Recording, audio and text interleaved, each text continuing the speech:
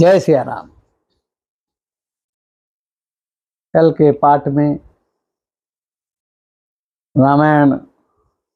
हमारी रामायण की कथा संपूर्ण हो गई और आज से हम कृष्ण चरित्र की कथाएं कहेंगे। जय श्री कृष्ण। कृष्ण भगवान के जन्म के बारे में चर्चा करेंगे।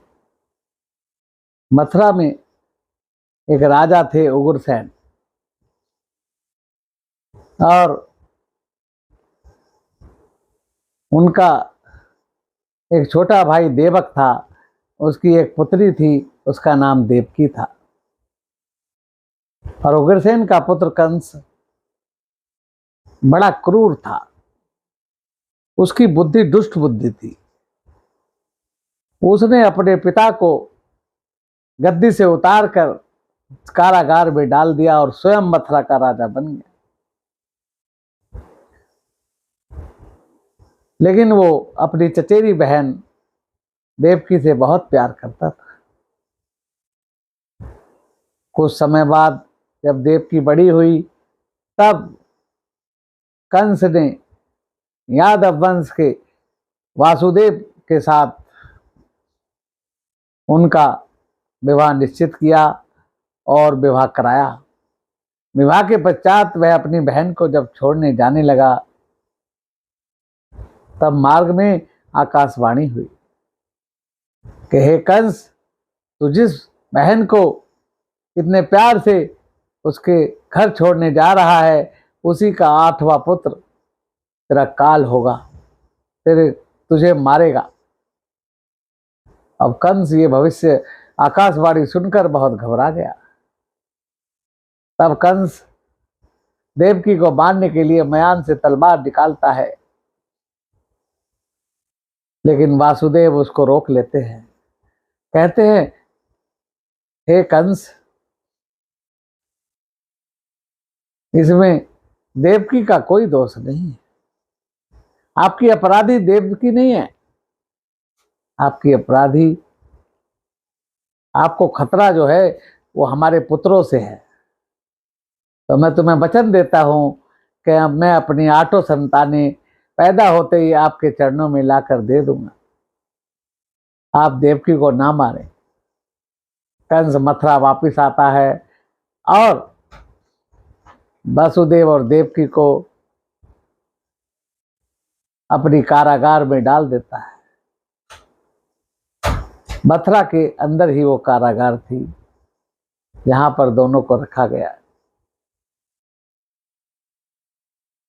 और समय बीतता है, पहली संतान लड़का, दूसरी संतान लड़का, इस प्रकार से 5-6 पुत्र कंस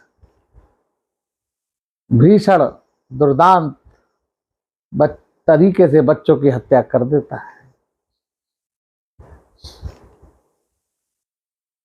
अब 7वां गर्भ जब देवकी के ठहरता है, उसमें बलराम जी का प्रकट्य होना है, शेषनाग का, जो पिछले जन्म में लक्ष्मण थे। तो भगवान की माया से वो गर्भ देवकी के गर्भ से निकलकर और उनकी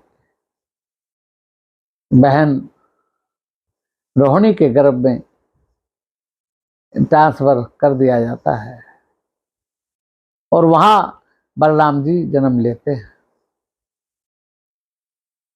यहाँ कंस को ऐसा लगता है कि शायद देवकी का 7वां गर्भ गिर गया है। किसी को इस भेद का पता नहीं चलता है। और फिर समय बीतता है,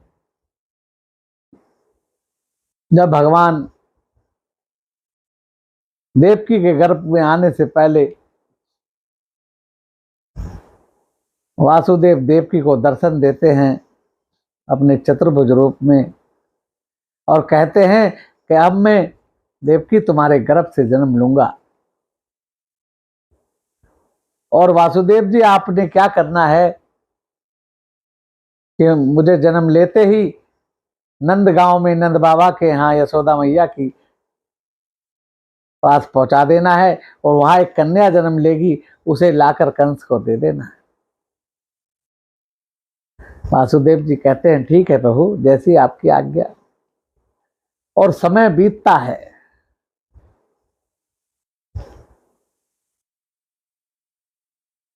और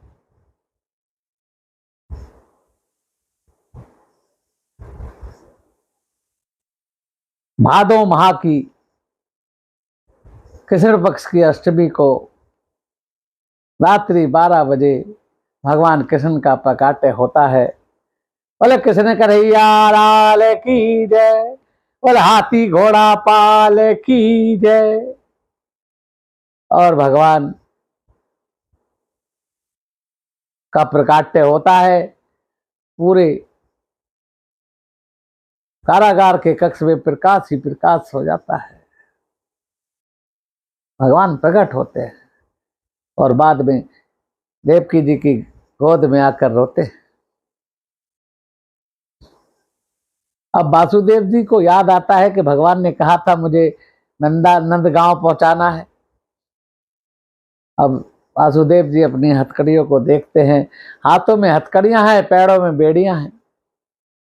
वासुदेव के देखते ही हथकड़ी बेड़ी खुल जाती है और वहां कारागार में एक सूप टंगा है, उस पर कृष्ण भगवान को लिटाकर वासुदेव चलने के लिए तैयार होते हैं।